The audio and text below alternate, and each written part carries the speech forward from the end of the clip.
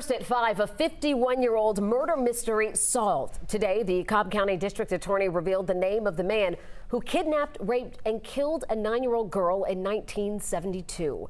Good evening and thanks for being with us. I'm Jennifer Bellamy. And I'm Jonathan Martin. In tonight for Faith Jesse. About 5 years ago, 11 Alive hired an artist to create The Doll and the Monster, a graphic novel about Lynn Randall's story from the laundromat where she was last seen to the woods where her body was found.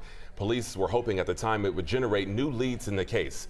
Well, tonight, 11 Alive investigator Rebecca Lindstrom says that story now has what we could never give it, an ending.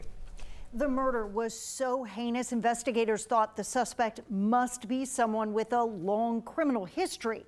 But it was actually a family DNA search tool that gave police the lead they needed.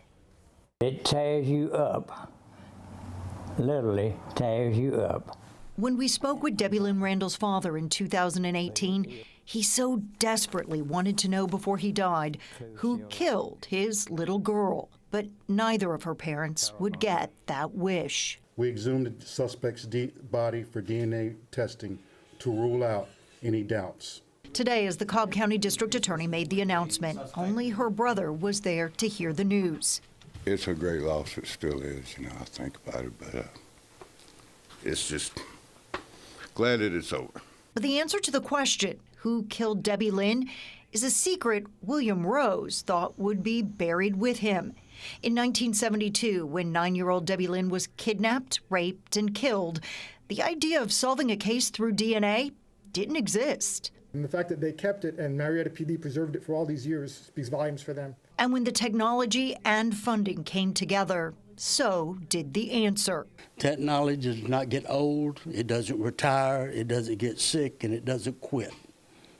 Technology was seeking William Rose, and it found him in the grave. Rose was never a suspect, but thanks to several family members who had posted DNA on an open source site, investigators were able to trace the crime back to the grave, back to William Rose, who took his own life 2 years after the crime.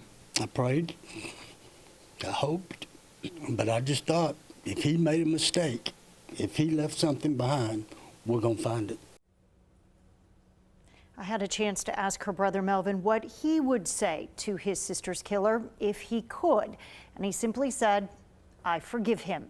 He said life had taught him there is no time for hate. All right, Rebecca Lindstrom, thanks so much. And to learn more about how investigators solved the case decades later and to see the graphic novel we mentioned that was created about the crime, head over to 11alive.com.